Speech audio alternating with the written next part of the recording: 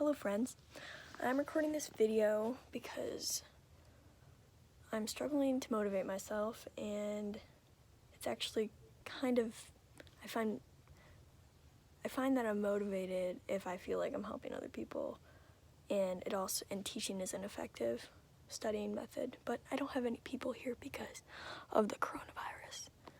So this will do.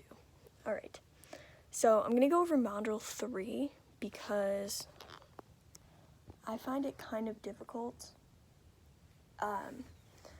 So I just kind of wanted to go over it.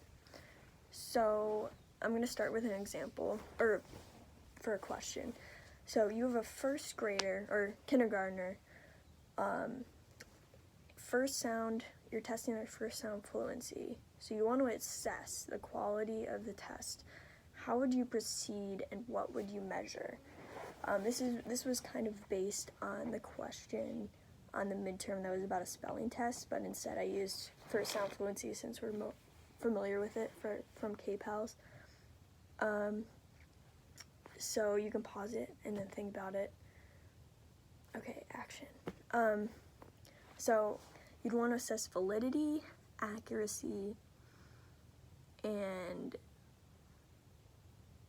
reliability. Yes. So validity is basically, as you know, and as you have probably heard Julie say a million times, validity is what you're measuring, what you think you're measuring. So an example in this case would be if you were measuring their first sound fluency and not something else, like if it's not a spelling test or a math test or even like a nonsense word fluency. Well, I guess that would probe for the same thing, but slightly different. Regardless, the next one, accuracy. So that's when a measurement represents a true value of something. With this one, I thought of one of my friends who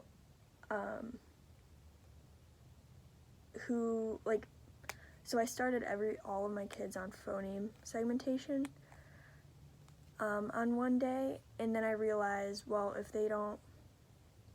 if my kids can't get 10 on first sound fluency, then how are they going to get anything on phoneme segmentation, which is multiple sounds together and blending them. So that's a harder skill. So if I tested my kid not at their level, so not measuring, if I didn't measure them at their level, then it's not accurate about their ability, because it's not that they don't know any of the sounds, they do, but they don't know how to blend it together. So that wouldn't be an accurate measure.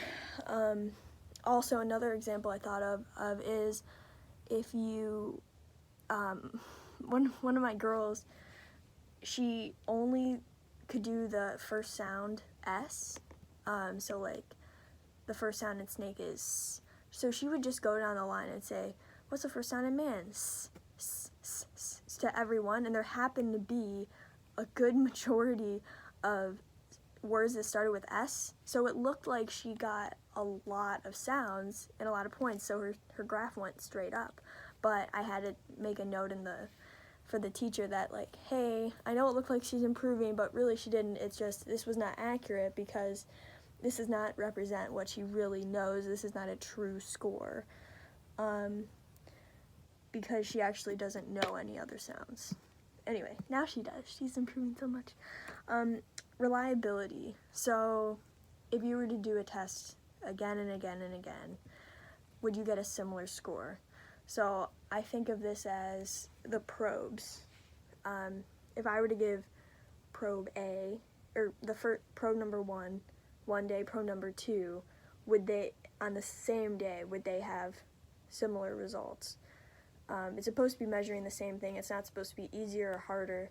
It's just supposed to be reliable, consistent, and also that goes into measurement of, like, are you giving it the same way every time? Are you using the instructions accurately? Are you ad-libbing, or are you going through the test the same way every time? Because then you get into observer drift, and we'll get into that later. So that's the first one.